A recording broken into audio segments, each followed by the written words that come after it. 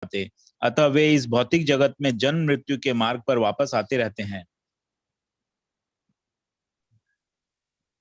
मया तदमिदं सर्वं जगदव्यक्तमूर्तिना मत्स्थानि सर्वभूतानि न चाहं तेष्वस्थितः।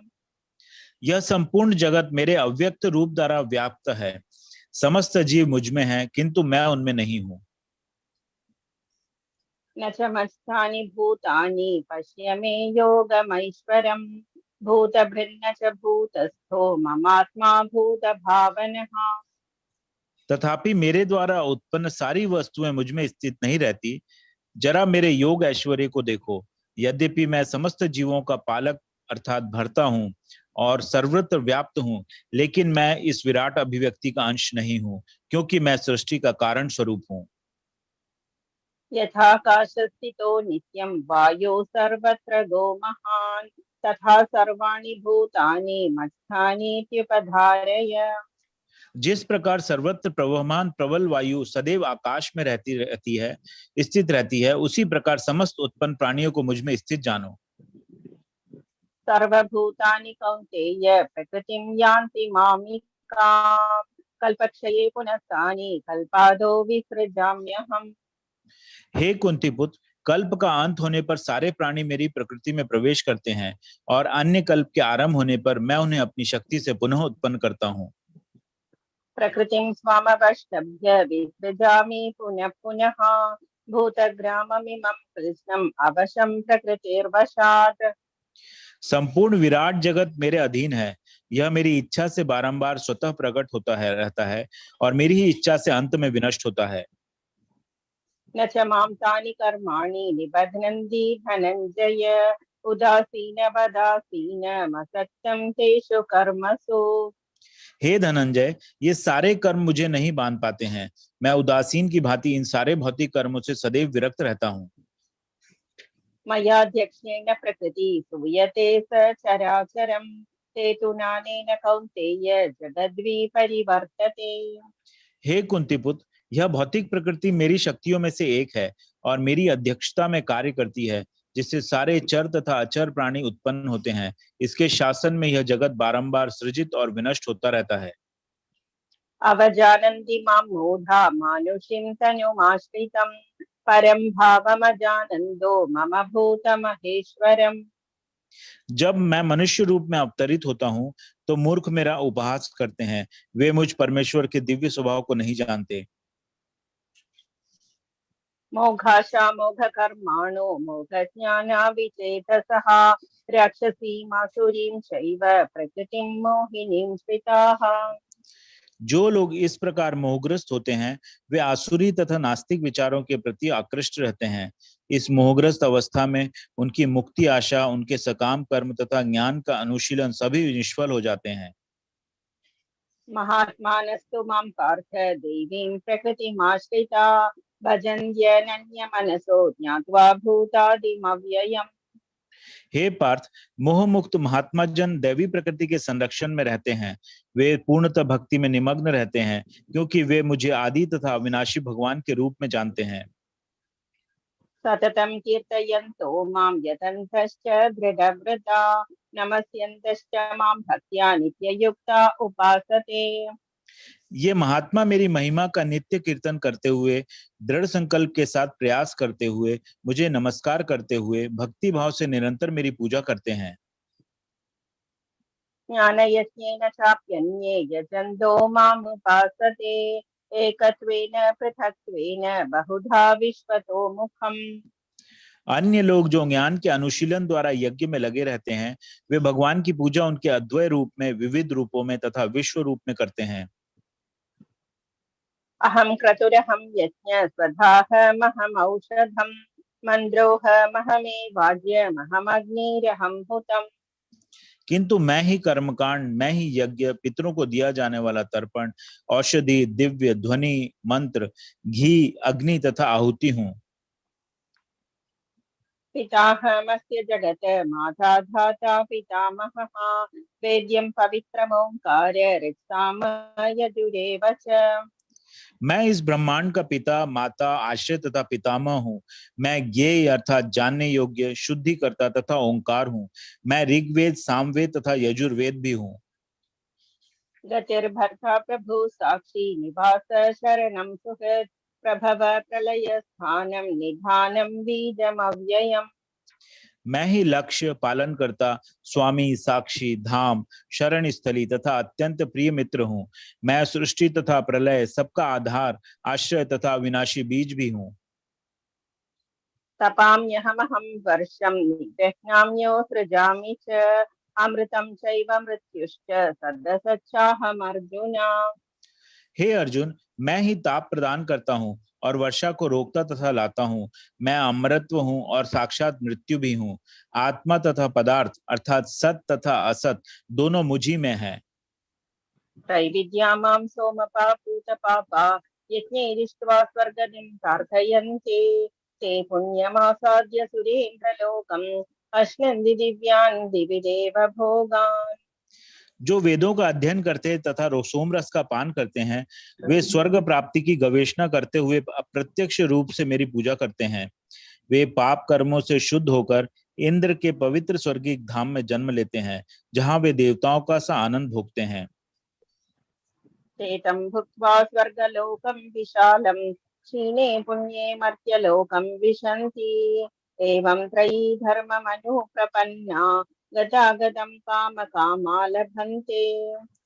इस प्रकार जब वे अर्थात उपासक विस्तृत इंद्रिय स्वर्गीय इंद्रिय सुख को भोग लेते हैं, विस्तृत स्वर्गिक इंद्रिय सुख को भोग लेते हैं और उनके पुण्य कर्मों के फल क्षीण हो जाते हैं, तो वे इस मृत्यु लोक में पुनः लौट आते हैं। इस प्रकार जो तीनों वेदों के सिद्धांतों में दृढ़ रहकर इंद्रिय सुख की गवेषणा करते हैं, उन्हें जन्म मृत्यु का चक्र ही मिल पाता है। अनन्याश्चिन्तयन्तो मां ये जना पर्युपासते तेषां नित्याभियुक्तानां योगक्षेमं वहाम्यहम्। किंतु जो लोग अनन्य भाव से मेरे दिव्य स्वरूप का ध्यान करते हुए निरंतर मेरी पूजा करते हैं, उनकी जो आवश्यकताएं होती हैं उन्हें मैं पूरा करता हूँ, और जो कुछ उनके पास है उसकी रक्षा करता हूँ। येऽप्यन्या देवता भक्ता यजन्ते श्रद्धयान्विता तेऽपि मामेव कौन्तेय यजन्त्य विधिपूर्वकम्। हे कुंती पुत्र, जो लोग अन्य देवताओं के भक्त हैं और उनकी श्रद्धा पूर्वक पूजा करते हैं, वास्तव में वे भी मेरी ही पूजा करते हैं, किंतु वे यह त्रुटिपूर्ण ढंग से करते हैं। अहं हि सर्वयज्ञानां भोक्ता च प्रभुरेव च न तु मामभिजानन्ति तत्त्वेनातस्त्यवन्ति ते। मैं ही समस्त यज्ञों का एकमात्र भोक्ता तथा स्वामी हूँ। अतः जो लोग मेरे वास्तविक दिव्य स्वभाव को नहीं पहचान पाते, वे नीचे गिर जाते हैं। यान्ति देवव्रता देवान् पितॄन् यान्ति पितृव्रताः भूतानि यान्ति भूतेज्या यान्ति मद्याजिनोऽपि माम्। जो देवताओं की पूजा करते हैं, वे देवताओं के बीच जन्म लेंगे। जो पितरों को पूजते हैं, वे पितरों के पास जाते हैं। जो भूत प्रेतों की उपासना करते हैं, वे उन्हीं के बीच जन्म लेते हैं। और जो मेरी पूजा करते हैं, वे मेरे साथ निवास करते हैं। पत्रं पुष्पं फलं तोयं यो मे भक्त्या प्रयच्छति तदहं भक्तिपहृदम् अश्नामि प्रयतात्मनः। यदि कोई प्रेम तथा भक्ति के साथ मुझे पत्र, पुष्प, फल या जल प्रदान करता है, तो मैं उसे स्वीकार करता हूँ। यत्करोषि यदश्नासि यज्जुहोषि ददासि यत् यत्तपस्यसि कौन्तेय तत्कुरुष्व मदर्पणम्। हे कुंती पुत्र, तुम जो कुछ करते हो, जो कुछ खाते हो, जो कुछ अर्पित करते हो या दान देते हो, और जो भी तपस्या करते हो, उसे मुझे अर्पित करते हुए करो। शुभाशुभफलैरेवं मोक्ष्यसे कर्मबन्धनैः संन्यासयोगयुक्तात्मा विमुक्तो मामुपैष्यसि। इस तरह तुम कर्म के बंधन तथा इसके शुभाशुभ फलों से मुक्त हो सकोगे। इस संन्यास योग में अपने चित्त को स्थिर करके तुम मुक्त होकर मेरे पास आ सकोगे। समोहं सर्वभूतेषु न मे द्वेष्योऽस्ति न प्रियः ये भजन्ति तु मां भक्त्या मयि ते तेषु चाप्यहम्। मैं न तो किसी से द्वेष करता हूँ, न ही किसी के साथ पक्षपात करता हूँ। मैं सबों के लिए संभाव हूँ, किंतु जो भी भक्तिपूर्वक मेरी सेवा करता है वह मेरा मित्र है, मुझ में स्थित रहता है और मैं भी उसका मित्र हूँ। अपि चेत् सुदुराचारो भजते मामनन्यभाक् साधुरेव समन्तव्य सम्यग् व्यवसितो हि सः। यदि कोई जघन्य से जघन्य कर्म करता है, किंतु यदि वह भक्ति में रत रहता है तो उसे साधु मानना चाहिए, क्योंकि वह अपने संकल्प में अडिग रहता है। क्षिप्रं भवति धर्मात्मा शश्वच्छान्तिं निगच्छति कौन्तेय प्रतिजानीहि न मे भक्त प्रणश्यति। वह तुरंत धर्मात्मा बन जाता है और स्थायी शांति को प्राप्त होता है। हे कुंती पुत्र, निडर होकर घोषणा कर दो कि मेरे भक्त का कभी विनाश नहीं होता है। मां हि पार्थ व्यपाश्रित्य येऽपि स्युः पापयोनयः स्त्रियो वैश्यास्तथा शूद्रा तेऽपि यान्ति परां गतिम्। हे पार्थ, जो लोग मेरी शरण ग्रहण करते हैं वे भले ही निम्न जन्मा स्त्री, वैश्य, व्यापारी तथा शूद्र श्रमिक क्यों न हो, वे परम धाम को प्राप्त करते हैं। किं पुनर्ब्राह्मणा पुण्या भक्ता राजर्षयस्तथा अनित्यमसुखं लोकम् इमं प्राप्य भजस्व माम्। फिर धर्मात्मा ब्राह्मणों, भक्तों तथा राजर्षियों के लिए तो कहना ही क्या है। अतः इस क्षणिक दुखमय संसार में आ जाने पर मेरी प्रेमा भक्ति में अपने आप को लगाओ।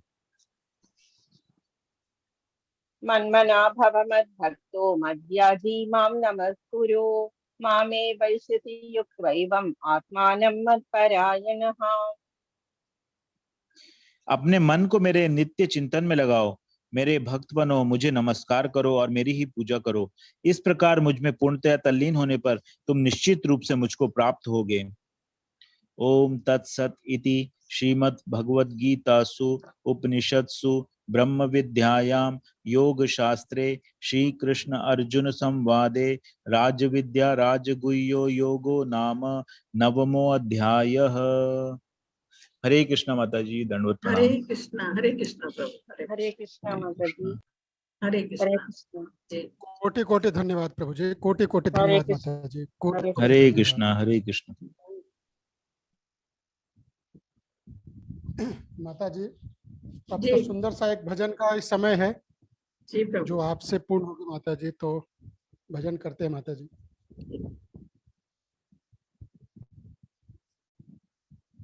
जय श्री राधा जय श्री कृष्णा श्री राधा कृष्णाय नमः।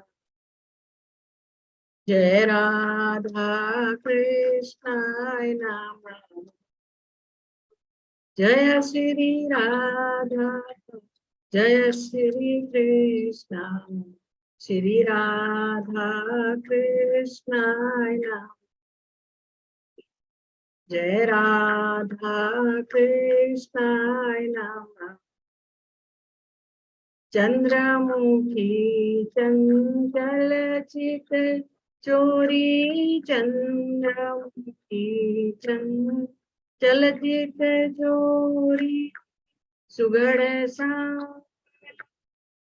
सूरत चोरी सुगड़ सा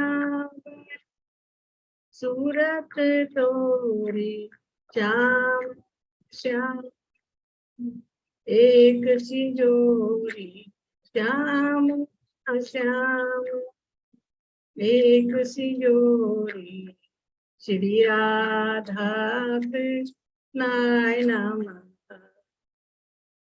जय राधा कृष्णाय नमः।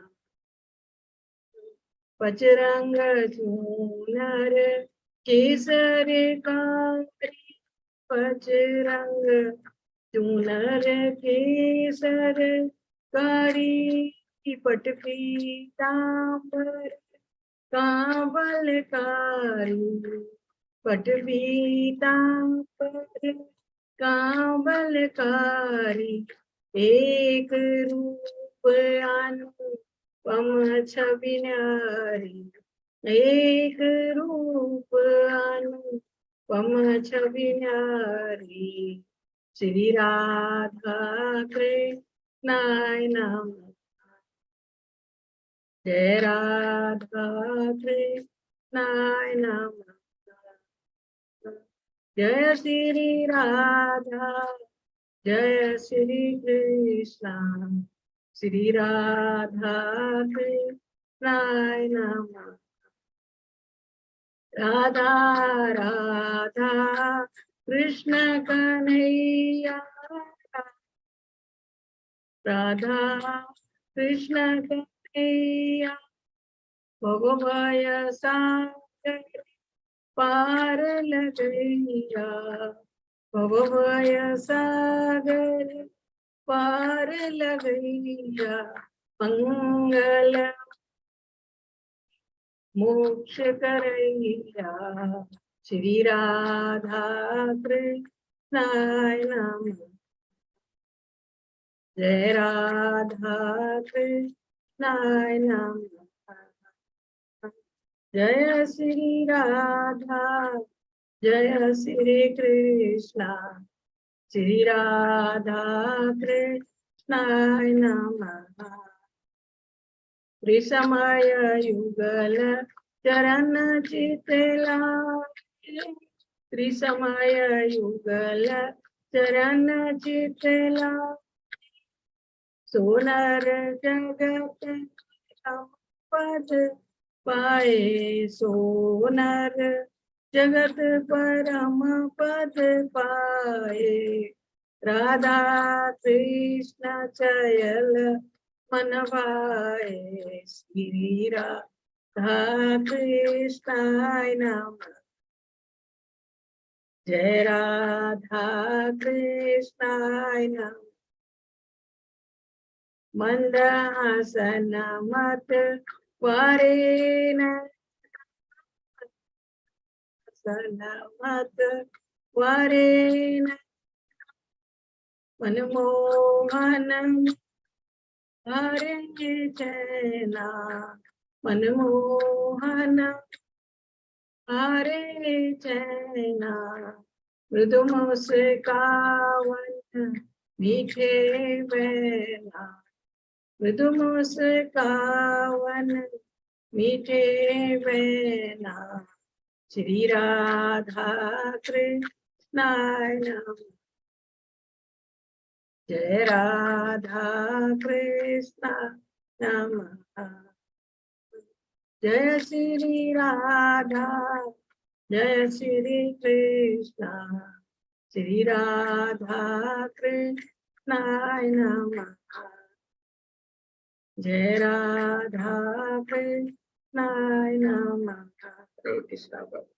हे कृष्ण करुणा सिंधु दीन बंधु जगतपते गोपेश गोपिका कांतम राधा कांतम नमस्तुते सप्त कांचन गौरांगी राधे वृंदावनेश्वरी वृषभान सुते देवी प्रणमामि हरिप्रिये नमः ओम विष्णु पादाय विष्णु भूतले श्रीमते भक्ति वेदांत स्वामी इति नामिले नमस्ते सरस्वती देवे गौरवाणी प्रचारिणी निर्विशेषा शून्यवादी पाश्चात्य स्थाने। जय हो श्री कृष्ण चैतन्य प्रभु नित्यानंदा श्री अद्वैत गदाधर शिवासादि गौर भक्तवृंद। हरे कृष्ण कृष्ण कृष्ण हरे हरे हरे राम राम राम हरे हरे। हरे कृष्ण प्रभु हरे कृष्ण। कोटि कोटि नमन माता जी, कोटि कोटि धन्यवाद जी। हरे कृष्ण प्रभु जी। लाइव है लाइव हो गया है। मैंने जी लाइव जी जी यस यस माता लाइव है। मैंने लाइव का लिंक भी भेज दिया है माता जी। यूट्यूब जी लिंक मैंने शेयर कर दी है, चैट बॉक्स में भी कर दी है, ग्रुप में भी कर दिए हैं। जी प्रभु जी।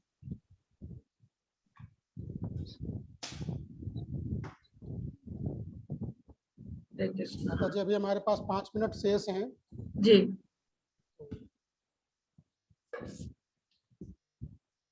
मैं निवेदन करूंगा कि अगर किसी प्रभु माता जी का कोई सुझाव कोई प्रश्न हो तो इन 5 मिनट के दौरान रेज हैंड करके पूछ सकते हैं माता जी से। चैट बॉक्स में एक प्रश्न था, छोटा सा प्रश्न था। पंकज गुप्ता का प्रश्न था कि ये माता जी अप्रत्यक्ष के बारे में पूछना चाह रहे थे कि माता जी अप्रत्यक्ष क्या होता है, प्रत्यक्ष क्या होता है, प्रत्यक्ष जो क्या होता है?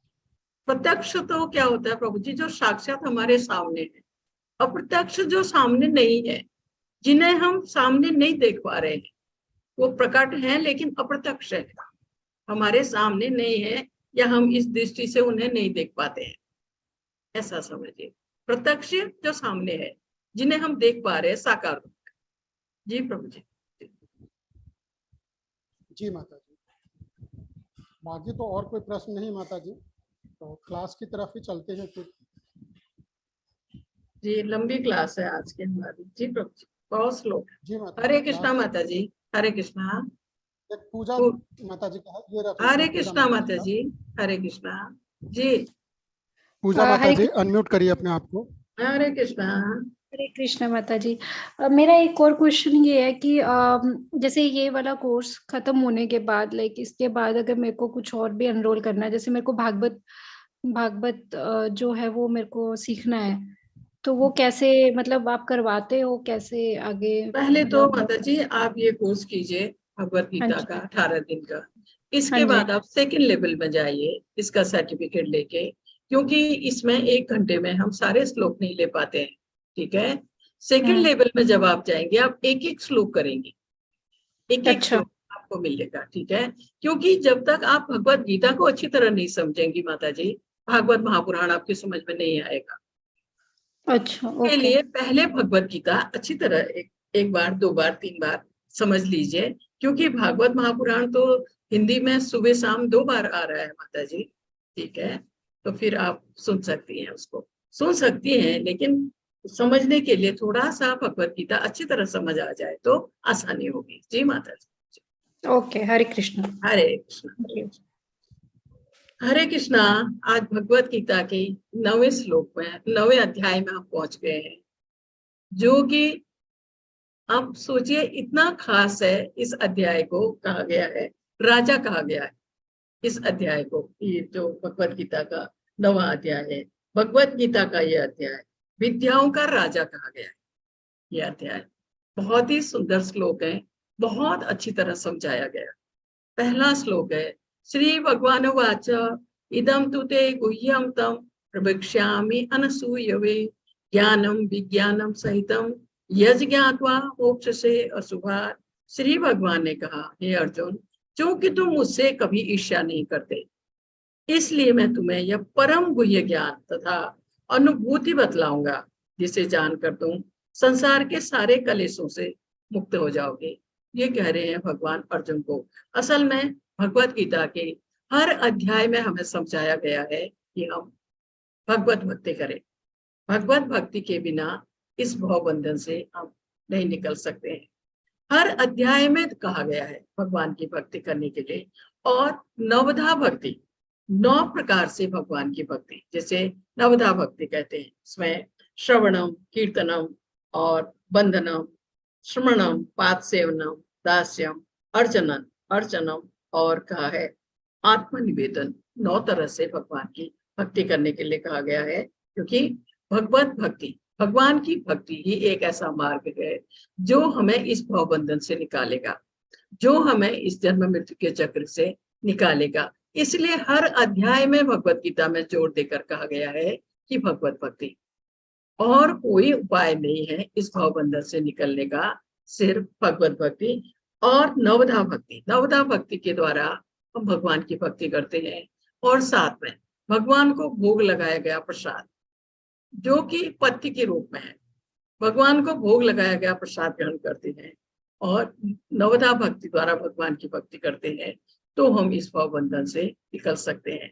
और अगर आप भगवान के अनन्य भक्त बन जाते हैं, परम भक्त बन जाते हैं, वो आप तभी संभव होगा जब आप पूरी तरह समर्पित होकर भगवान की भक्ति करेंगे, तो आप अंत में सीधा भगवत धाम जा सकते हैं और हमेशा फिर भगवान के सानिध्य में रहेंगे। इस भौतिक जगत में लौटकर फिर कभी नहीं आएंगे। तो इस अध्याय में बहुत कुछ समझाया गया है और भगवान की भक्ति करने के उस पर भी बल दिया गया है, ठीक है।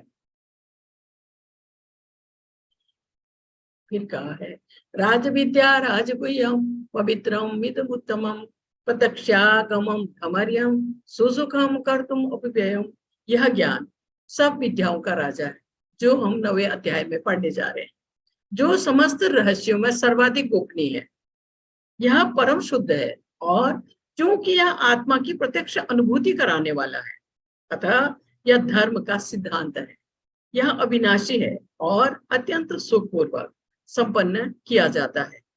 इस अध्याय के लिए कहा गया है कि यह ज्ञान, जो ज्ञान हमें इस अध्याय में मिल रहा है, विद्याओं का राजा है, समस्त रहस्यों में सर्वाधिक गोपनीय है और सब शुद्ध है, परम शुद्ध है, क्योंकि आत्मा की प्रत्यक्ष अनुभूति कराने वाला है। तो यह धर्म का सिद्धांत है, अविनाशी है और अत्यंत सुखपूर्वक संपन्न किया जाता है। ये कहा गया है इस अध्याय के लिए। इसके दूसरे श्लोक में कहा गया है, 9वां अध्याय, ऐसे समस्त ज्ञान का राजा है। यह वेदाध्ययन, या इससे कहा है वेदाध्ययन, ऐसे समस्त, इसके लिए कहा गया है प्राप्त ज्ञान एवं विभिन्न दर्शनों का सार है। इसमें एक चीज और कही गई, जो भक्त, जो भगवान के भक्त पूरी तरह समर्पित हैं भगवान की भक्ति में, या रत है भगवान की भक्ति में, उनके द्वारा जाने अनजाने किए गए जो पाप कर्म हैं, वो फलीभूत हो गए हों या सामान्य हो या बीज रूप में हो, अगर वो भगवान की भक्ति में रहते हैं तो वो उससे बरी हो जाते हैं या भगवान उन्हें शुद्ध कर देते हैं। तो आप कर्म फलीभूत हो गए हों, बीज रूप में हो या तो सामान्य रूप में हो, वो उससे बरी हो जाते हैं, भगवान उन्हें शुद्ध कर देते हैं। ये इतनी बड़ी बात है इस अध्याय के लिए। कहा है, हे परम तप,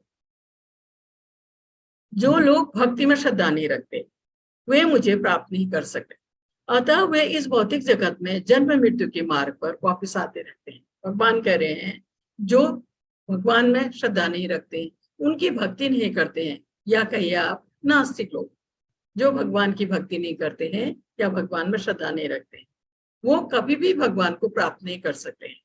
भगवान को प्राप्त वही कर सकता है जो उनका अनन्य भक्त है, परम भक्त है। तो अतः वे इस भौतिक जगत में जन्म मृत्यु के मार्ग पर वापस आते रहते हैं। जो नास्तिक लोग भगवान की भक्ति नहीं करते हैं, वो इस भवबंधन से, जन्म मृत्यु के चक्र से कभी नहीं निकल पाते हैं। वो हमेशा इसी चक्र में रहते हैं, कभी देवता के रूप में, कभी मनुष्य के रूप में, कभी पशु पक्षी के रूप में, कभी कीड़े मकोड़े के रूप में। वो यही शरीर बदलते रहते हैं, क्योंकि वो भक्ति नहीं करते हैं, भगवान पर श्रद्धा नहीं रखते हैं, तो वो इस जन्म मृत्यु के चक्र से कभी नहीं निकल सकते हैं। इसी जन्म मृत्यु के मार्ग पर वो वापिस आते रहते हैं। कहने का मतलब है, यही शरीर बदलते हैं, कभी किसी रूप में, कभी किसी रूप में, ऐसा इस प्रकार है। यह संपूर्ण जगत मेरे अव्यक्त रूप द्वारा व्याप्त है। समस्त जीव मुझ में है, किंतु मैं उनमें नहीं हूं, ऐसा इसमें कहा गया है कि यह जगत अव्यक्त रूप द्वारा व्याप्त है। जगत मेरे अव्यक्त रूप द्वारा व्याप्त है। समस्त जीव मुझ में है, किंतु मैं उनमें नहीं हूं। कहा है, भगवान श्री कृष्ण का नाम, उनकी लीलाएं, उनका यश, इस भौतिक, कहा है, इस भौतिक इंद्रिय द्वारा नहीं समझा जा सकता, क्योंकि हमारी इंद्रियां शुद्ध नहीं है। हम इन इंद्रियों से उन्हें न देख सकते हैं, न समझ सकते हैं। इसमें कहा है, इसलिए जिसने भगवान के प्रति दिव्य प्रेम उत्पन्न कर लिया, या जो भगवान का परम भक्त बन गया, अनन्य भक्त जो बन गया, कहा है दिव्य प्रेम उत्पन्न कर लिया हो, तो वो सदैव अपने अंदर और बाहर भगवान के, गोविंद के को महसूस कर सकता है, या उनके दर्शन कर सकता है, उनसे बात कर सकता है। वो व्यक्ति जो परम भक्त बन गया, भगवान का अनन्य भक्त बन गया, क्योंकि वो शुद्ध भक्त बन गया है। उसने सतोगुण, रजोगुण, तमोगुण इसको पार कर लिया है, शुद्ध भक्त भगवान का बन गया है। तो वो महसूस करता है भगवान को अपने अंदर और बाहर, क्योंकि भगवान तो परमात्मा रूप में हर एक के अंदर विराजमान है, हमारे सामने भी है, कण कण में है, हर जगह व्याप्त है, पर हम उनको इस दृष्टि से नहीं देख पाते हैं, हम महसूस नहीं कर पाते हैं। लेकिन जो परम भक्त होगा, वो भगवान के दर्शन भी कर सकता है, उससे बात भी कर सकता है, वो उन्हें अपने अंदर बाहर महसूस करता है। ये कहा है, संपूर्ण जगत मेरे अव्यक्त रूप द्वारा व्याप्त है। समस्त जीव मुझ में, किंतु मैं उनमें नहीं हूं, भगवान कह रहे। फिर कहा है, यद्यपि मेरे द्वारा उत्पन्न सारी वस्तुएं, इसमें कहा, सब समस्त जीवों का पालक करता हूं, सर्वत्र व्याप्त हूं, लेकिन मैं इस विराट अभिव्यक्ति का अंश नहीं हूँ, मैं सृष्टि का कारण। ये कहा गया है इसके 5वें श्लोक में कहा है इसमें कि भगवान के लिए कहा गया है कि भगवान का व्यक्तित्व विभिन्न शक्तियों से पूर्ण है, अपार शक्तियां हैं भगवान की। इसमें कहा अपार भगवान की जो शक्तियां हैं उसमें, और कहा है कि मैं भगवान हर जगह है, कण कण में है, हमारे सामने है, हर प्राणी के अंदर विराजमान है परमात्मा रूप में, सदैव सबके भीतर और बाहर भगवान है, विभिन्न शक्तियों से पूर्ण है। उनका संकल्प स्वयं एक लक्ष्य है भगवान का। भगवान को इसी रूप में समझा जा सकता है, ऐसा इसमें कहा गया है। सर्वत्र व्याप्त हर जगह है, लेकिन मैं इस विराट अभिव्यक्ति का अंश नहीं हूँ, मैं सृष्टि का कारण स्वरूप। भगवान सृष्टि कारक है, भगवान ने सृष्टि की है। आप देखिए भगवान के एक दृष्टिपात से पूरी सृष्टि कार्यशील हो जाती है। भगवान इस का अब पालन करता भी है, सृष्टि करता भी है। कहा ना मैं पढ़ता हूँ, पालन करता है, सृष्टि करता है, इसके बावजूद वो इस विराट अभिव्यक्ति का अंश नहीं है, वो इससे अलग है। सृष्टि का कारण स्वरूप है, भगवान सृष्टि करता है, पर इस विराट अभिव्यक्ति का, इस भौतिक जगत के उसका वो हिस्सा नहीं है। जैसे 3 गुण है, प्रकृति के 3 गुण है, हम उनके अंदर बंदी हैं, पर ये 3 गुण भगवान को छू नहीं सकते, ये भगवान के अंडर में है, भगवान की माया शक्ति के अंदर में है, और हम सब इन 3 गुणों के बंधन में है। तो सब कुछ करने वाले भगवान हैं, फिर भी वो इस विराट अभिव्यक्ति का अंश नहीं है, इससे अलग है। फिर कहा है जिस प्रकार सर्वत्र पहलवा प्रवाहमान प्रबल वायु सदैव आकाश में स्थित रहती है, उसी प्रकार समस्त उत्पन्न प्राणियों को मुझ में स्थित जानो। ये कहा है इसके 6वें श्लोक में। समस्त विराट जगत भगवान के अधीन है, सारा पूरा संसार भगवान के अधीन है। भगवान की इच्छा के बिना, हम कहते हैं ना, एक पत्ता भी नहीं हिलता, ये सत्य है। भगवान की इच्छा के बिना एक पत्ता भी नहीं हिलता है। फिर कहा है इस प्रकार प्रत्येक वस्तु उनकी है, उनकी इच्छा के अधीन है, उनकी इच्छा के अधीन गतिशील है। जैसे सूर्य को भगवान का नेत्र कहा गया है, सूर्य और चंद्र को भगवान का नेत्र कहा गया है। सूर्य को रोशनी फैलाने की अपार शक्ति है सूर्य में, अपार, पर भगवान की आज्ञा से ही सूर्य अपनी दूरी में घूमता है। ये इसमें बताया गया है कि सब कुछ भगवान का है, सब कुछ सदैव, और समस्त उत्पन्न प्राणियों को मुझ में स्थित जानो, ऐसा इसमें कहा गया। फिर कहा है संपूर्ण विराट जगत मेरे अधीन है। भगवान कह रहे हैं ये जो संपूर्ण विराट जगत है मेरे अधीन है, मेरी इच्छा से बार बार स्वतः प्रकट होता है, और मेरी इच्छा से अंत में विनिष्ट हो जाता है। विनिष्ट होने का मतलब यहाँ पर है कि जब प्रलय का समय आता है, ब्रह्मा जी की जब रात होती है, प्रलय का समय आता है, तो सब कुछ उन्हीं में समा जाता है। भगवान से ही प्रकट है ब्रह्मांड, भगवान में ही समा जाता है, कुछ भी शेष नहीं रहता है प्रलय के समय में। और जब फिर ब्रह्मा जी की सुबह होती है, भगवान एक दृष्टिपात करते हैं प्रकृति के ओर, और पूरी प्रकृति फिर से कार्यशील हो जाती है स्वतः। इसलिए कहा है कि बार बार स्वतः प्रकट होता है, होता रहता है भगवान की इच्छा से।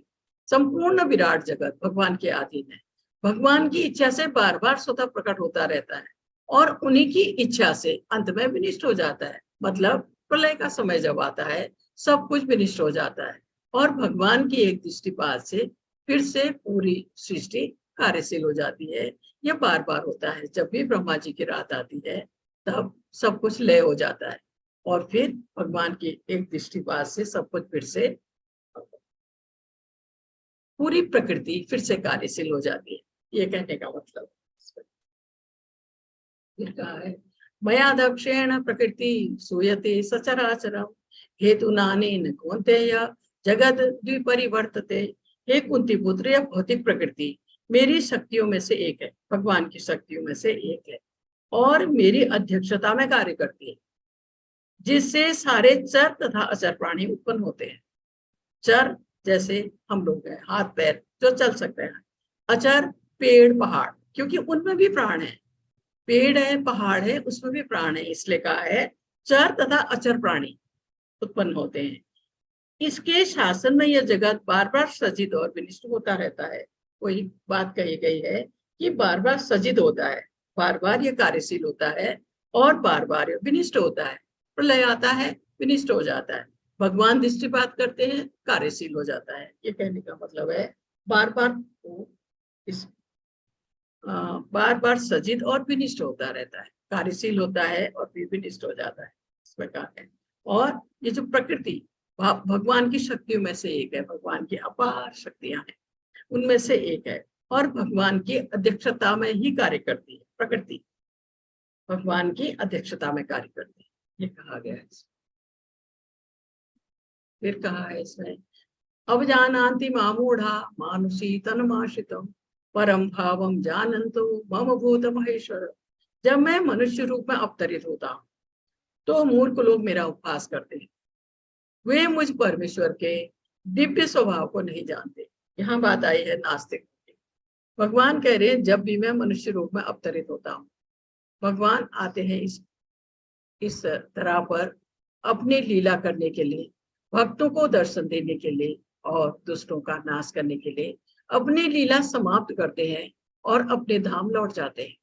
लेकिन कुछ आसुरी लोग या नास्तिक लोग जो भगवान को मनुष्य समझते हैं, भगवान दिखाते हैं अपने को मनुष्य की तरह, पर वो दिव्य है।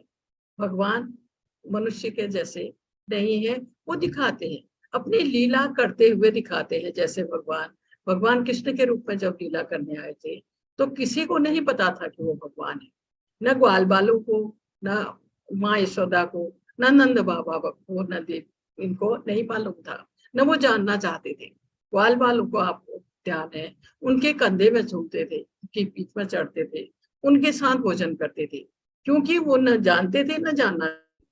लेकिन देखिए उनकी लीला है, छोटेपन से उन्होंने ऐसे खतरनाक राक्षसों को मारा। 7 साल की उम्र में गोवर्धन पर्वत को अपनी छोटी सी उंगली में 7 दिन 7 रात धारण किया। छोटे से वन में जब आप वो पालने में जब थे भगवान, भले ही वो लीला कर रहे थे, उन्होंने पूतना जैसे राक्षसी का वध किया।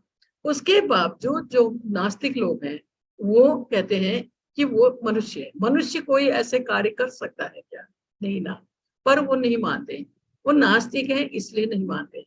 फिर कहा है उनका उल्टा उपहास करते हैं, भगवान की भक्ति करने की जगह उनका उपहास करते हैं। वे मुझ परमेश्वर के दिव्य स्वभाव को नहीं जानते, क्योंकि अज्ञान के बस भगवान के दिव्य स्वभाव को नहीं जानते, इसलिए वो ऐसा कहते हैं।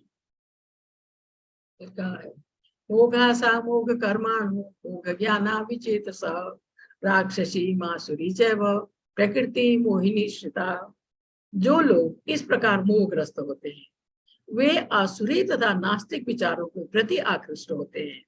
इस मोहग्रस्त अवस्था में उनकी मुक्ति की आशा, उनके सकाम कर्म तथा ज्ञान का अनुशीलन सभी कुछ विफल हो जाता है, ऐसा इसमें कहा गया है। क्योंकि ये जो लोग मोहग्रस्त हैं, मोह में डूबे हुए हैं, उनके लिए कहा है कि उनका, इसमें कहा है कि उनका सब कुछ, उनका सकाम कर्म ज्ञान का अनुशीलन सभी विनिष्ट हो जाता है। अनेक भक्त हैं ऐसे जो अपने आप को कृष्ण भावना मृत तथा भक्ति में रत दिखलाते हैं, है नहीं पर अपने को दिखाते हैं कि वो भक्ति में रहते हैं। अंत कहा है अंतःकरण से वे भगवान कृष्ण को परम विष्णु नहीं मानते, पर वो मन से उन्हें भगवान कृष्ण नहीं मानते, ब्रह्म नहीं मानते कृष्ण को। ऐसे लोगों की कभी भी, इसमें कहा है, भक्ति भगवत धाम प्राप्त नहीं, उनको ना भक्ति प्राप्त होती है ना भगवत धाम प्राप्त होता है। इसी प्रकार जो पुण्य कर्मों में लगे रहकर अंतः गोत्वा इस भवबंधन से मुक्त होना चाहते हैं वे सफल नहीं हो पाते। अतः भगवान कृष्ण, सामान्य व्यक्ति मानना भगवान कृष्ण को घोर अपराध है, भगवान को मनुष्य मानना घोर अपराध है कहा गया है। जो ऐसा करते हैं वे निश्चित रूप से मोहग्रस्त रहते हैं, क्योंकि वे कृष्ण के शाश्वत रूप को नहीं पहचान पाते। मोहग्रस्त हैं या वो अज्ञान में है, तो भगवान के शाश्वत रूप को नहीं पहचान पाते। फिर कहा है महात्मानस्तु महापाठ दैवी प्रकृति माश्रिता भजन्त्य अनन्य मनसो ज्ञात्वा भूतादिव अपव्यय। हे पार्थ, मोह मुक्त महात्मा जन दैवी प्रकृति के संरक्षण में रहते हैं, वो भौतिक प्रकृति के नहीं, दैवी प्रकृति के संरक्षण में रहते हैं। वे पूर्णतः भक्ति में निमग्न रहते हैं। उनका कार्य सिर्फ भगवान की भक्ति करना है, क्योंकि वे मुझे आदि तथा अविनाशी भगवान के रूप में जानते हैं। वो भक्त ऐसा इसलिए करते हैं क्योंकि वो निरंतर भगवान की भक्ति में निमग्न रहते हैं। वो जानते हैं कि अविनाशी भगवान का न कभी जन्म होता है, न कभी उनकी मृत्यु होती है। मुझे आदि तथा अविनाशी भगवान के रूप में जानते हैं। आदि मतलब आदि पुरुष, भगवान को कहा है पुराण पुरुष, आदि पुरुष, क्योंकि शुरू से भगवान के सिवा, शुरू में आप भगवान ने जब सृष्टि की थी, उनके सिवा कोई भी नहीं था, भगवान के सिवा। तब भगवान ने सृष्टि प्रारंभ की। सबसे पहले उन्होंने अपना विस्तार किया गर्भोदक्षाई विष्णु के रूप में, और फिर ब्रह्मा जी की उत्पत्ति हुई। फिर ब्रह्मा जी को ज्ञान दिया गया सृष्टि प्रारंभ करने के लिए। सृष्टि करता असल में भगवान है, ब्रह्मा जी के द्वारा करवाते हैं, ऐसा आप समझिए। कहा भगवान कह रहे हैं कि आदि तथा अविनाशी भगवान के रूप में जानते हैं। उनके परम भक्त, अनन्य भक्त, जो भगवान के महात्मा जन के जिन्हें कहा गया है, महान आत्माएं, उनके लिए कहा गया है। महान आत्मा की बात आई है तो यहाँ एक महान आत्मा बैठे हुए हैं, माधवेंद्र पुरी। माधवेंद्र पुरी भगवान के परम भक्त है। ये सन्यासी हैं, ये डंडी आप देख रहे हैं ना, सन्यासी है माधवेंद्र पुरी। और सन्यासी लोग अपने लिए भोजन नहीं बना पाते हैं। माधवेंद्र पुरी आए हैं वृंदावन की यात्रा करने, और इन्होंने गोवर्धन परिक्रमा किया है। गोवर्धन परिक्रमा है 21 किलोमीटर, 6-7 घंटे लगते हैं उसको पूरा करने में। तो माधवेंद्र पुरी ने गोवर्धन परिक्रमा की, और वहीं गोवर्धन पर्वत के वहीं एक पेड़ के नीचे बैठ के जप कर रहे हैं। क्योंकि जो सन्यासी हैं, जो भगवान के परम भक्त हैं, वो अपना एक क्षण भी बर्बाद नहीं करते हैं। वो हर समय भगवान की भक्ति, उनके नाम का जप, उनका श्रवण, उसमें लगे रहते हैं। तो इनको भूख लगी है माधवेंद्र पुरी को, और संध्या का समय है। एक बालक उनके पास आया, 10-11 साल का, हाथ में दूध से भरा हुआ लोटा लेकर, और उनको कहा कि ये दूध आप पी लीजिए, ये पास में जो गांव है वहां से किसी ने आपके लिए भेजा है, इसको पी लीजिए और इस बर्तन को साफ करके रख दीजिए, मैं फिर इसको लेने आऊंगा। क्योंकि माधवेंद्र पुरी को भूख लगी थी। उन्होंने वो दूध पी लिया, बर्तन साफ करके बहुत रात होने तक इंतजार करते रहे, पर कोई नहीं आया। असल में वो और कोई नहीं था, भगवान स्वयं आए थे माधवेंद्र पुरी के लिए दूध लेकर, क्योंकि भगवान को पता था कि उनका परम भक्त जो है वो भूखा है। खुद दूध लेकर आए थे माधवेंद्र पुरी के लिए। तो माधवेंद्र पुरी को बैठे बैठे ही यहाँ आंख लगी, नींद आई। तो उनको सपना आया कि वही बालक, वही भगवान उस रूप में फिर से उनके पास आए और कहा कि जहां तुम बैठे हो इसके थोड़ा ऊपर जाने पर झाड़ियां हैं, उन झाड़ियों के अंदर मेरी एक पिक्चर छुपी है, मेरी तस्वीर है झाड़ियों के अंदर, उसको निकलवाओ वहां से, और वो अंदर ध्यान हो भगवान। तो इनकी आंख खुली तो इन्होंने सुबह क्या किया, अगल बगल में जो गांव थे वहां से लोगों को इकट्ठा किया, और जो जगह भगवान ने बताई थी उस जगह पर गए। सारी जब झाड़ियां हटाई तो सचमुच वहां भगवान की बहुत सुंदर मूर्ति मिली उस जगह पर। फिर उसको वहां से निकलवा के इन्होंने एक बहुत अच्छी जगह साफ करके, वही गोवर्धन पर्वत के वही बहुत अच्छी जगह ठीक करके, क्योंकि जो लोग आए थे वो सब लोग मिलके, उसके बाद जो लोग वहां आए थे अगल बगल के गांव से, वो अपने घर जाकर कुछ कुछ सामग्री लेकर आए सब। कोई दूध लेकर आया, कोई अनाज, कोई कुछ, कोई फल, सब। और इन्होंने फिर वहां मूर्ति स्थापित की और भगवान का भोग बनाया, और सब लोग, जितने लोग थे, सबने भोग ग्रहण किया भगवान को भोग लगाकर। उसके बाद फिर माधवेंद्र पुरी को फिर से सपना आया। भगवान ने कहा मुझे गर्मी लग रही है, तुम नीलांचल जाकर मेरे लिए चंदन लेकर आओ। नीलांचल जिसे जगन्नाथपुरी कहते हैं, इसका नाम पहले नीलांचल था। पता नहीं वहां चंदन सस्ता हो या क्या, मैं नहीं जानती। तो इनको कहा वहां से मेरे लिए चंदन लेके आओ। उन दिनों और कोई सवारी नहीं थी, या तो घोड़ा गाड़ी है या फिर आप पैदल जाइए। तो माधवेंद्र पुरी चल दिए नीलांचल के लिए। जब ये नीलांचल पहुंचने वाले थे, उससे थोड़ा पहले ये है रेमना, एक जगह है वहाँ बालासोर स्टेशन के पास, रेमना में मंदिर है भगवान गोपीनाथ का। तो इन्होंने सोचा रात को मैं वहां रुक जाता हूँ, सुबह मैं नीलांचल के लिए चले जाऊंगा। तो माधवेंद्र पुरी गोपीनाथ मंदिर में गए संध्या के समय, आरती हो रही थी वहां, इन्होंने आरती में भाग लिया। जब आरती खत्म होने को थी तो जो पुजारी था वो खीर के 12 बर्तन, मिट्टी के बर्तन, अभी भी जगन्नाथपुरी में भी जो भगवान का भोग पकता है मिट्टी के बर्तन में पकता है, तो वही चीज यहाँ रेमना में मिट्टी के 12 बर्तन जिनमें खीर पकी थी भगवान को भोग के ले जा रहे थे। तो इनके मन में ये आया कि अगर मुझे खीर चखने को मिले तो मैं वापस जाकर भगवान को ऐसे ही खीर बनाकर खिला सकता हूँ। फिर इनको लगा कि मुझसे गलती हो गई, मुझसे पाप हो गया, मैं ऐसा क्यों सोचा, क्योंकि अभी तो भगवान को भोग भी नहीं लगा। ये सोचते हुए इनको बुरा लगा कि वहां से चले गए। थोड़ी दूर में मार्केट थी, वहां एक बेंच पड़ी थी, ये उस बेंच में जाकर सो गए माधवेंद्रपुरी। वहां कीर्तन हुआ, भोग लगा, सबने प्रसाद लिया, उसके बाद सब लोग चले गए। पुजारी जाकर सो गया अपने घर में। जैसे ही पुजारी को नींद आई तो उसको भगवान आए उसके सपने में कि मैंने एक खीर का बर्तन मंदिर में रखा है, मेरा एक भक्त माधवेंद्रपुरी नाम का यहाँ भूखा सोया है कहीं पर, तुम जाओ और वो खीर का बर्तन मेरे उस भक्त को दे दो। तो पुजारी ने सोचा, उसकी नींद खुली, उसने सोचा मैंने तो 12 के 12 खीर के बर्तन उठा लिए थे, फिर ये एक बर्तन वहां कैसे होगा। फिर भी उठा, मंदिर में घुसना था, उसने स्नान किया, रात को मंदिर में गया, सचमुच वहां एक खीर का बर्तन था।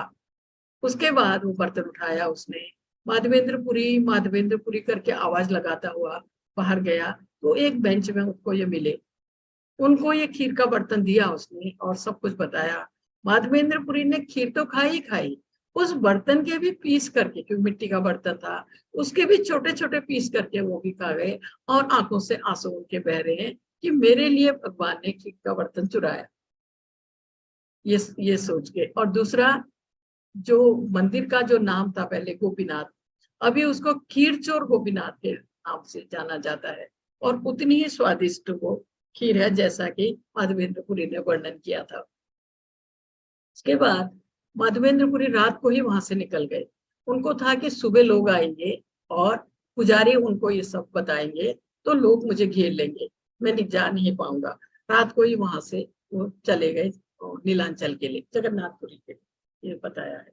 और कहा, यहाँ ये भी कहा है कि ऐसे महात्मा जन जो है वो फिर भौतिक उसमें नहीं, महात्मा जन दैवी प्रकृति के संरक्षण में रहते हैं, ये फिर भौतिक प्रकृति के संरक्षण में नहीं, भौतिक प्रकृति के तीनों गुण को तो पार करके आगे निकल जाते हैं और दैवी प्रकृति के संरक्षण में आ जाते हैं। फिर कहा है, सतत कीर्तयन्तो मां यतन्तश्च दृढ़ता नमस्तस्य मां भक्त्या नित्य युक्ता उपासते। ये महात्मा मेरी महिमा का नित्य कीर्तन करते हुए, दृढ़ संकल्प के साथ प्रयास करते हुए, मुझे नमस्कार करते हुए भक्ति भाव से निरंतर मेरी पूजा करते हैं। भगवान कह रहे हैं कि ये महात्मा, जैसे माधवेंद्रपुरी जैसे महात्मा, प्रभुपाद जी से महात्मा प्रभुपाद जी को दिखाया गया है।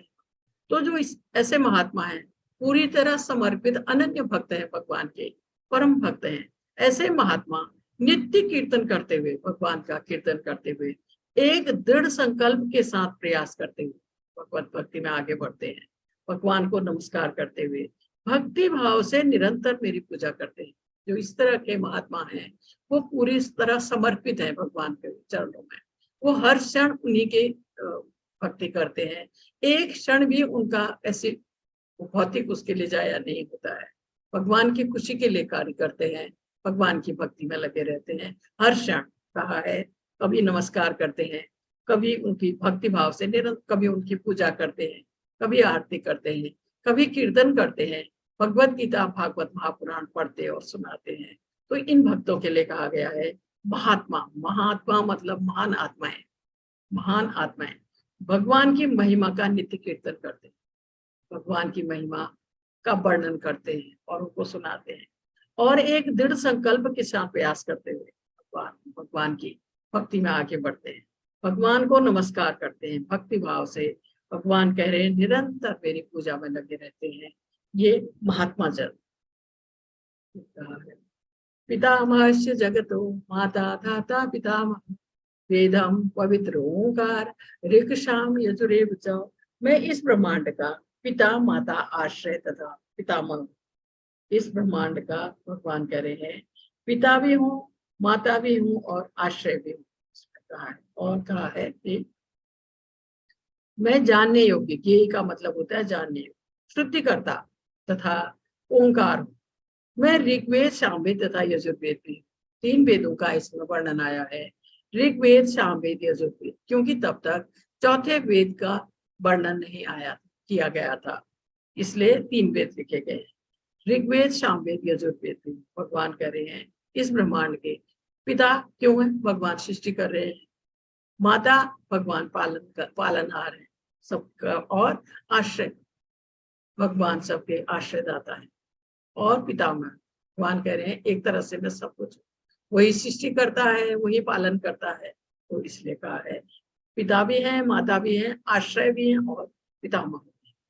और भगवान कह रहे मैं जानने योग्य कि शुद्धि करता तथा ओंकार, भगवान शुद्धि करता है, अपने भक्तों को वो शुद्ध कर देते हैं।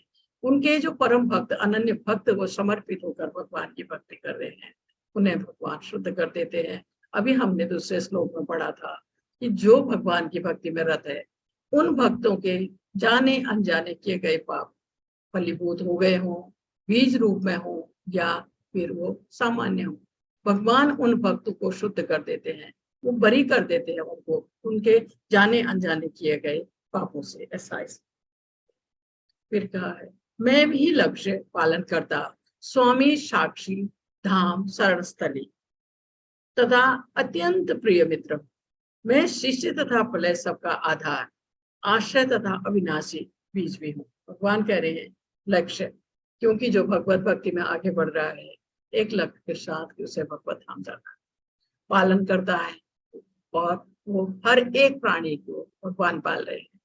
स्वामी है भगवान, यहाँ तक कि मनुष्यों और देवताओं तक के वो स्वामी है, साक्षी है, परमात्मा रूप में प्रत्येक के अंदर विराजमान है भगवान, और प्रत्येक के किए गए कर्म अच्छे हों या बुरे हों उनके भगवान साक्षी हैं, वो नोट कर रहे हैं। जो भी कर्म हम करते हैं पूरी जिंदगी, परमात्मा रूप में भगवान जो सबके अंदर विराजमान है, वो उस चीज के साक्षी है, गवाह है वो, क्योंकि उन्हीं पर, उसी के व्यक्ति के द्वारा किए गए कर्मों पर उसका आने वाला जीवन निर्भर है, इसलिए भगवान साक्षी है उसके द्वारा किए गए कर्म के। धाम है भगवान का धाम, भगवत धाम, जहाँ परम भक्त उनके अनन्य भक्त पहुंचते हैं, और शरण स्थली और तथा अत्यंत प्रिय मित्र उन भक्तों के जो उनके परम भक्त बन जाते, उसके भगवान मित्र है। मैं सृष्टि तथा प्रलय, भगवान सृष्टि करता है और अंत में प्रलय मतलब जब संहार करता है, सबका आधार है, सबके आश्रय है तथा अविनाशी भी। अविनाशी उसको कहते हैं जिसकी मृत्यु नहीं होती या जिसका नाश नहीं होता। ऐसे हे अर्जुन, मैं ही ताप प्रदान करता हूँ, भगवान कह रहे हैं मैं ही रोशनी प्रदान करता हूँ और वर्षा को रोकता तथा लाता हूँ। जो वर्षा का आनंद हम उठाते हैं, भगवान कह रहे हैं मैं ही उसको लाता हूँ और मैं ही उसको रोकता हूँ। मैं अमरत्व हूँ और साक्षात मृत्यु भी। जो भगवत भक्त भगवान की भक्ति में रत है, पूरी तरह उनके समर्पित है, वो भक्त अमर हो जाते हैं, भगवत धाम पहुंच जाते हैं। इस हिसाब से वो अमरत्व और साक्षात मृत्यु भी। जो मृत्यु है वो भगवान कह रहे हैं मैं ही हूँ साक्षात मृत्यु। आत्मा तथा पदार्थ, सत तथा असत दोनों मुझी में है। भगवान कह रहे हैं सत और असत दोनों मुझी में है। फिर कहा है, ये दिया गया है इसमें कि जो वेदों का अध्ययन करते हैं, सोमरस का पान करते हैं, तथा इसमें कहा है कि अप्रत्यक्ष रूप से मेरी पूजा करते हैं, तो वे पाप कर्मों से शुद्ध होकर इंद्र के पवित्र स्वर्गिक धाम में जन्म लेते हैं, जहां वे देवताओं का सा आनंद भोगते हैं।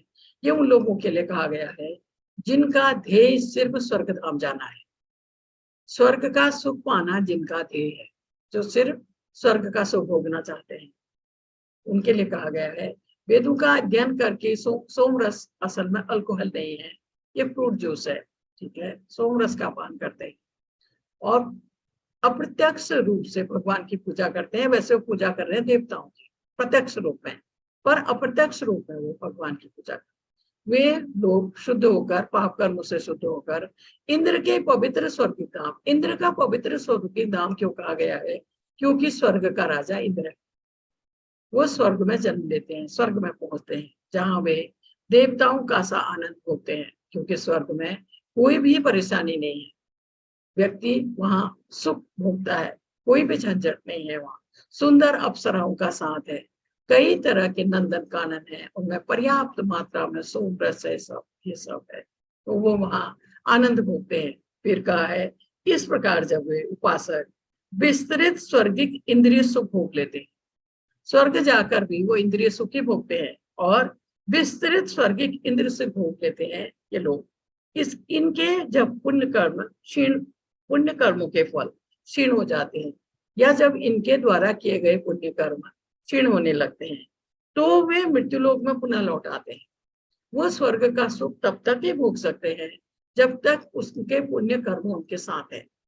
जैसे ही उनके पुण्य कर्म समाप्त होते हैं, वो फिर से इसी भौतिक जगत में लौट आते हैं। इस प्रकार जो तीनों वेदों के सिद्धांतों में दृढ़ रहकर इंद्रिय सुख की गवेषणा करते, तीनों वेदों के सिद्धांतों में दृढ़ रहकर इंद्रिय सुख की गवेषणा, इंद्रिय सुख की इच्छा करते हैं, उन्हें जन्म मृत्यु का चक्र ही मिल पाता है। ऐसे जो लोग हैं उन्हें जन्म मृत्यु का चक्र, ये आपके सामने जन्म मृत्यु का चक्र, देवताओं की पूजा की, पुण्य कर्म किए और स्वर्ग पहुंच गए। स्वर्ग का सुख होगा जितने दिन उनके पुण्य कर्म थे, उसके बाद वो फिर से लौटकर इसी जगत में आ जाएंगे, भौतिक जगत में। तो इसको जन्म मृत्यु का चक्र कहा गया। फिर कहा है, अनन्या चिंतयन्तो मां ये जना पर्युपासते तेषां नित्य वियुक्तानां योगक्षेमं वहाम्यहम्। किंतु जो लोग अनन्य भाव से मेरे दिव्य स्वरूप का ध्यान करते हुए निरंतर मेरी पूजा करते हैं, भगवान कह रहे हैं, उनकी जो आवश्यकता होती है उन्हें मैं पूरा करता हूँ, जो कुछ उनके पास है उसकी मैं रक्षा करता हूँ। कई बार सुनते हैं, बहुत लोग बोलते हैं कि जो भगवान का भक्त बन जाता है, भगवान उसका सब कुछ हर लेते हैं या गरीब हो जाता है। वो ऐसा नहीं है। श्लोक में 22वें श्लोक में 9वें अध्याय में भगवान ने स्वयं कहा है, जो लोग अनन्य भाव से, जो परम भक्त हैं, उनके भगवान के दिव्य स्वरूप का ध्यान करते हुए निरंतर उनकी पूजा करते हैं या उनके परम भक्त बन गए हैं, भगवान कह रहे हैं उनकी जो आवश्यकता होती है, उन भक्तों को जो चाहिए मैं उन्हें देता हूँ, पूरा करता हूँ, और जो कुछ उनके पास है उसकी मैं रक्षा करता हूँ। जो कुछ उन भक्तों के पास है उसकी भगवान रक्षा करते हैं। कभी कभी ऐसा होता है कि कोई भगवान का परम भक्त है, वो आगे बढ़ रहा है भक्ति के मार्ग में, लेकिन कुछ चीजें, कुछ कोई बिजनेस है या कुछ है, किसी के कारण वो उसको रुकावट हो रही है, वो नहीं आगे बढ़ पा रहा है। ऐसी स्थिति में शायद भगवान ऐसा करते हैं कि उसको ये आगे बढ़ सके, कि भगवत भक्ति कर सके। इस उद्देश्य से शायद उसको ये बिजनेस या ये चीजें भगवान गड़बड़ कर देते हैं। तो इसलिए ऐसा नहीं सोचिए कि भगवान सबका सब कुछ कर लेते हैं, ऐसा नहीं। भगवान ने स्वयं कहा है कि जो आवश्यकता है वो भगवान पूरी करते हैं, और जो उसके पास है उसकी भगवान रक्षा करते हैं। ये अपन्य देवता भक्ता यजन्ते श्रद्धान्विता ते अपि मामेव कौन्तेय यजन्ति इति पूर्वकम्। हे कुंती पुत्र, जो लोग अन्य देवताओं के भक्त हैं और देवताओं के जो भक्त हैं उनके लिए कहा गया है वो, और उनकी श्रद्धा पूर्वक पूजा करते हैं देवताओं के, वास्तव में वे भी मेरी पूजा करते हैं, किंतु वे यह त्रुटिपूर्ण ढंग से करते हैं। जैसे पेड़ की जड़ में पानी डालते हैं तो पूरे पेड़ को जाता है, टहनियों को जाता है, पत्तियों को जाता है। तो अगर हम उसकी टहनी में पानी डाल रहे हैं तो हम वो गलती कर रहे हैं, त्रुटिपूर्ण ढंग से कर रहे हैं। इसी प्रकार कहा गया है इसमें कि भगवान कृष्ण का कथन है, जो लोग अन्य देवताओं की पूजा करते हैं वे अधिक बुद्धिमान नहीं होते। यद्यपि ऐसी पूजा अप्रत्यक्ष मेरी ही पूजा है, प्रत्यक्ष नहीं पर अप्रत्यक्ष रूप से, भगवान कह रहे हैं अप्रत्यक्ष रूप से मेरी ही पूजा है। जब कोई वही बात है जो भगवान की पूजा न करके देवताओं की पूजा कर रहा है, तो वो इसलिए कर रहा है क्योंकि उसे पर्याप्त ज्ञान नहीं होता, यह नियमों का ठीक से पालन नहीं करता। इसी प्रकार शरीर के विभिन्न अंगों की सेवा करने का अर्थ है अमाशय में भोजन की पूर्ति करना। इसी प्रकार विभिन्न देवता भगवान की सरकार के विभिन्न अधिकारी तथा निर्देशक हैं। इसी प्रकार हर एक को परमेश्वर की पूजा करनी होती है। इससे भगवान के सारे अधिकारी तथा निर्देशक स्वतः ही प्रसन्न होंगे। भगवत गीता में कहा है कि अगर हम भगवान की पूजा कर रहे हैं तो देवताओं की पूजा स्वतः ही हो जाती है। देवता भगवान के अंग स्वरूप है। जैसे हम भोजन करते हैं, हमारे पेट में अमाशय में भोजन जाता है तो वो शरीर के हर अंग को पहुंचता है, हाथ को, पैर को, मुंह को, सबको। उसी प्रकार भगवान को भोग लगाते हैं तो सब देवताओं को भोग लग जाता है, उनको वो वैसे ही पहुंच जाता है। ऐसे देख सकते हैं। यान्ति देववता देवान् पितृ यान्ति पितृवता भूतानि यान्ति भूतेज यान्ति महाजिनो अपि माम्। जो देवताओं की पूजा करते हैं वे देवताओं के बीच में जन्म लेंगे, वो स्वर्गलोक जाएंगे, देवताओं के बीच में जन्म लेंगे। जो पितरों को पूजते हैं वो पितरों को पास जाएंगे। हमारे फोर फादर्स पितर्स जो इस दुनिया से चले गए हैं, उनकी पिक्चर लेके कुछ लोग मंदिर में रखते हैं, अगरबत्ती जलाते हैं, आरती करते हैं, फूल चढ़ाते हैं। ये अच्छा नहीं है। ऐसा अगर वो करते हैं तो वो पितरों के पास ही जन्म लेंगे। जो भूत प्रेतों की उपासना करते हैं वे उन्हीं के बीच में जन्म लेते हैं। भूत पूजा, खासकर साउथ में भूत पूजा होती है, तो जो भूतों की पूजा करते हैं वो उन्हीं के साथ जन्म लेंगे, भूत प्रेतों के साथ। भगवान कह रहे हैं जो मेरी पूजा करते हैं वे मेरे साथ निवास करेंगे। जो भक्त भगवान की पूजा करते हैं, भगवान की भक्ति करते हैं, वो सीधे भगवत धाम जाएंगे और भगवान के सानिध्य में रहेंगे। फिर कहा है पत्रम पुष्पम फलम तोयम यो मे भक्त्या प्रयच्छति तदहम भक्त उपहृत स्नामनम अस्नामि प्रियतात्मनः। यदि कोई प्रेम तथा भक्ति के साथ मुझे पत्र, पुष्प, फल या जल प्रदान करता है तो मैं उसे स्वीकार करता हूँ। असल में भगवान पूरे ब्रह्मांड के पालनहार है। सब प्राणी मात्र को भगवान खिला रहे हैं। आप सोचिए उनको हमारे भोजन की क्या आवश्यकता है? नहीं ना। लेकिन भगवान भूखे हैं भाव के, प्रेम के, भक्ति के, श्रद्धा के। तो श्रद्धा से, प्रेम से अगर हम थोड़ा सा जल, पत्र, पुष्प भी उनको अर्पण करते हैं तो वो स्वीकार करते हैं। ये इसमें कहा गया है। प्रेम से भगवान कह रहे हैं भक्ति के साथ मुझे पत्र, पुष्प, फल या जल प्रदान करता है तो मैं उसे स्वीकार करता हूँ। ये कहा गया है इसमें। तो इसमें भगवान ने कभी ये नहीं कहा है कि मुझे 56 भोग बनाकर ही आप भोग लगा सकते हैं। पत्र, पुष्प और फल, जल वो पर्याप्त है अगर हम श्रद्धा और प्रेम के साथ भगवान को भोग लगा रहे हैं। तो इसमें एक छोटी सी स्टोरी आपको बताती हूँ। एक भगवान का परम भक्त, महान भक्त, भगवान को अच्छी अच्छी चीजें बनाकर खिलाना चाहता था, पर उसमें सामर्थ्य नहीं थी, नहीं कर सकता था। तो उसने एक तरीका खोजा।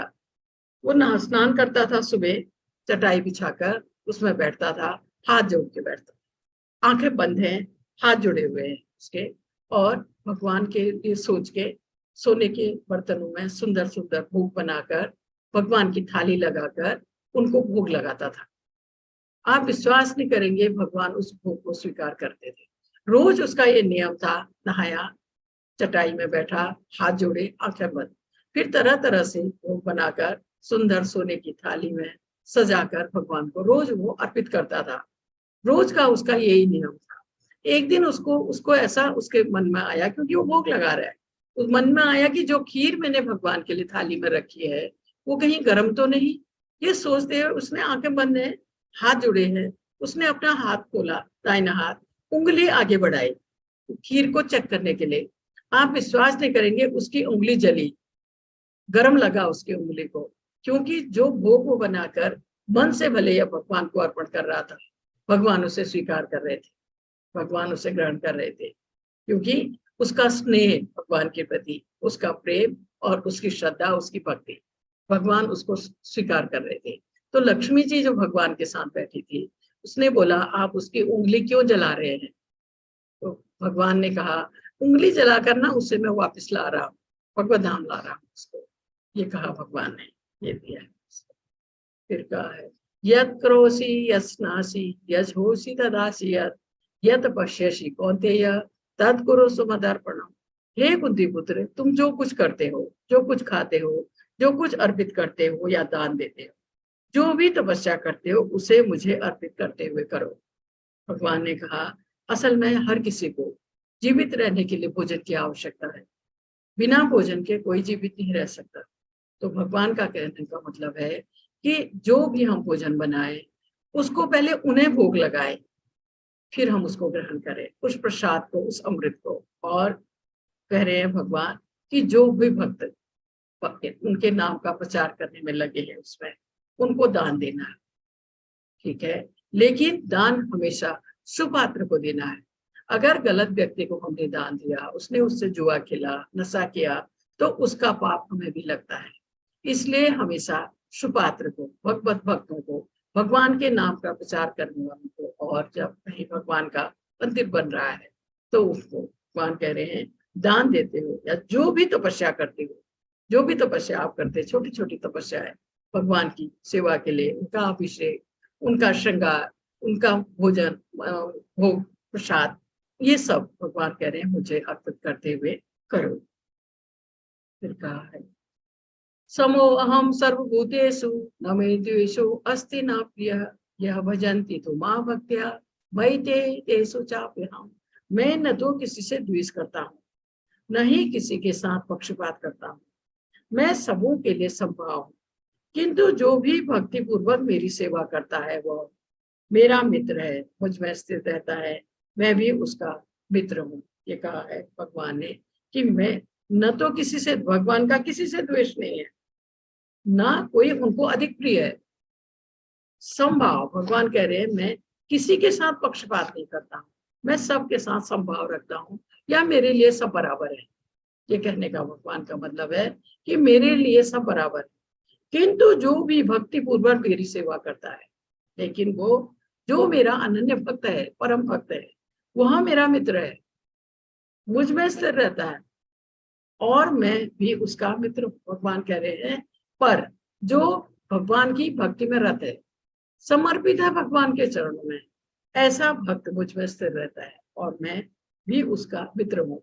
ऐसा भक्त जो है वो मेरा मित्र है, और मैं उसका मित्र हूँ। इसमें कहा है कि भगवान का सबों के प्रति संभाव है। कहा गया है उनका कोई विशिष्ट मित्र नहीं है, तो फिर वे उन भक्तों के विशेष रुचि क्यों लेते हैं जो उनकी दिव्य सेवा में सदैव लगे रहते हैं। भगवान उस बादल के समान है जो सबों के ऊपर जल वृष्टि करता है, चाहे वो वृष्टि चट्टान पर हो, ये नदी में हो, हर जगह पर। उसी प्रकार अपने भक्तों के लिए विशेष ध्यान रखते हैं भगवान। ऐसे ही भक्तों का यहाँ उल्लेख हुआ है, भगवान के परम भक्त जो अनन्य भक्त। अपि चेतु दुराचारो भजते मामन्यभा साधुरेव समन्तव्य सम्यक स्थितो हि स। यदि कोई जघन्य से जघन्य कर्म करता है, किंतु यदि वह भक्ति में रत रहता है तो उसे साधु मानना चाहिए, क्योंकि वह अपने संकल्प में अडिग रहता है। भगवान का भक्त है, परम भक्त है, वो भी आया तो इसी भौतिक जगत से है ना। उससे कभी कोई गलती हो जाए, मान लीजिए जैसे भक्त बिना भोग लगाए कुछ भी नहीं खाते हैं, भगवान के भक्त, जो भगवान को भोग लगाया जाता है, जो प्रसाद, उसी को भक्त खाते हैं, क्योंकि वो भक्त भी तो इसी भौतिक जगत से आया है। मान लीजिए वो भगवान की सेवा के लिए मार्केट गया, बाजार गया है, भगवान के लिए फूल लेने गया है, दूध लेने गया है, उसका मन कोई चीज खाने को किया, जैसे कोई चाट या कुछ खा लिया उसने, तो उससे पाप तो हुआ, क्योंकि वो तो सिर्फ भोग लगाया प्रसाद खाता है। पर हमें उसको क्षमा कर देना चाहिए, क्योंकि वो भगवान की भक्ति में रत है, वो समर्पित है भगवान की भक्ति में, इसलिए उसे साधु मानना चाहिए, क्योंकि वो अपने संकल्प में अडिग है। उससे कोई ऐसी गलती हो जाए तो उसे क्षमा कर देना चाहिए, क्योंकि वह पूरी तरह भगवान की भक्ति में रत है। तीव्रम भवति धर्मात्मा शांतिम निगच्छति कौन्तेय प्रतिजानिहि न मे भक्ता प्रणश्यति। वह तुरंत धर्मात्मा बन जाता है, भगवान का भक्त, और स्थायी शांति को प्राप्त होता है। हे कुंती पुत्र, निडर होकर घोषणा कर दो कि मेरे भक्त का कभी विनाश नहीं होगा। भगवान कह रहे हैं अर्जुन को कि निडर होकर घोषणा कर दो मेरे भक्त का कभी विनाश नहीं होता। भगवान के भक्त का कभी विनाश नहीं होता। उसके उदाहरण है प्रहलाद महाराज। प्रहलाद महाराज बचपन से ही भगवान के भक्त थे। हर समय पर, जबकि वो असुर कुल में उनका जन्म हुआ था। हिरण्यकश्यप जैसे असुर के पुत्र थे प्रहलाद महाराज। हिरण्यकश्यप ने, क्योंकि प्रहलाद महाराज भक्त थे, इन्हें मारने का हर संभव प्रयास किया। प्रहलाद महाराज को मारने का उसने कोई भी तरीका नहीं छोड़ा। जहर पिलाया गया, पहाड़ी से फेंका गया, हाथी के पैरों नीचे को चलाने की कोशिश की गई, तेल की खौलती कढ़ाई में डाला गया, और कितने तरह से आप सोचिए उनको मारने का प्रयास किया गया। पर हिरण्यकश्यप प्रहलाद महाराज का बाल बांका नहीं कर सका, क्योंकि भगवान ने कहा है मेरे भक्त का कभी विनाश नहीं होता। भगवान अपने भक्त की हर हाल में रक्षा करते हैं, हर तरफ से उसकी हिफाजत करते हैं भगवान। उसका प्रत्यक्ष उदाहरण हमारे सामने प्रहलाद महाराज। और हिरण्यकश्यप को इन्होंने, ब्रह्मा जी ने वरदान दिया था। ब्रह्मा जी की कठोर तपस्या की थी हिरण्यकश्यप ने, यहाँ तक कि उसके आधे शरीर को दीमक खा गई थी हिरण्यकश्यप के। तब ब्रह्मा जी ने उससे वर मांगने के लिए कहा, तो हिरण्यकश्यप ने कहा कि मुझे अमर होना है।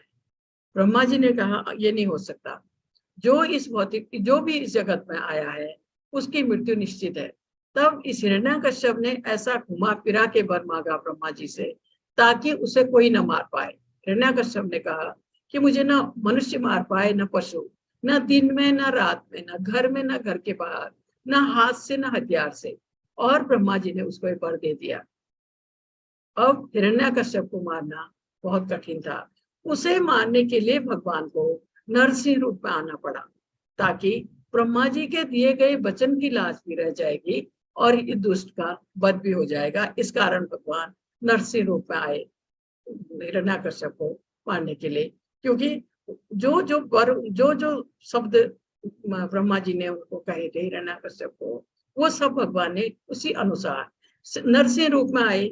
न मनुष्य न पशु, और दिन में नहीं, रात में नहीं, सांझ के समय, और घर में नहीं, घर के बाहर नहीं, घर का जो दरवाजा होता है देरी कहते हैं जिसको, वहां पर, और जमीन में नहीं, आसमान में नहीं, अपने पैरों पर रखकर, हाथ से नहीं, हथियार से नहीं, नाखूनों से चीर कर उन्होंने मारा उसको, हिरण्यकश्यप। है माहि पार्थ व्यपाशित्य ये अपि स्त्री पाप योनियः स्त्रियो वैश्यास् तथा शूद्रा स्ते अपि यान्ति पराम गति।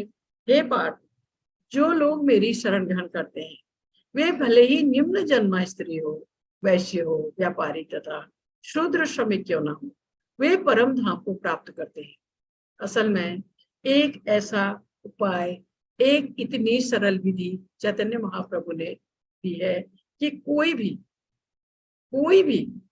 महामंत्र का जप करता है, भगवान की भक्ति करता है, वो कोई हो, किसी जात का हो, किसी उसका हो, वो भगवत धाम जाने का अधिकारी बन जाता है। अगर वो भगवान का परम भक्त बन जाता है, अनन्य भक्त बन जाता है, कोई भी बंदिश कहीं पर है ही नहीं। वो भले ही निम्न जन्मा स्त्री हो, और या वैश्य व्यापारी, या कोई शूद्र श्रमिक क्यों ना हो, वे परम धाम को प्राप्त करते हैं अगर वो भगवान की भक्ति करते हैं, भगवान के परम भक्त बन जाते हैं, अनन्य भक्त बन जाते हैं। तो कोई भी, फिर वो इनमें से कोई बंधन ही नहीं है। आप भगवान की भक्ति कर सकते हैं। आप किसी भी जाति में जन्म हुआ है आपका, किसी भी धर्म के हैं, आप भगवत भक्ति कर रहे हैं तो आप भगवत धाम जाने के अधिकारी, ये कहा है भगवान ने। कोई भी है वो परम धाम को प्राप्त कर सकता है अगर वो परम पूरी तरह समर्पित होकर भगवान की भक्ति करता है, अनन्य भक्त बन जाता है भगवान का। तो कहा है मन मना भव मद भक्तो मदाजी मा नमस्कुरु मामे वैश्य युक्तेव महात्मानं मत पारायण।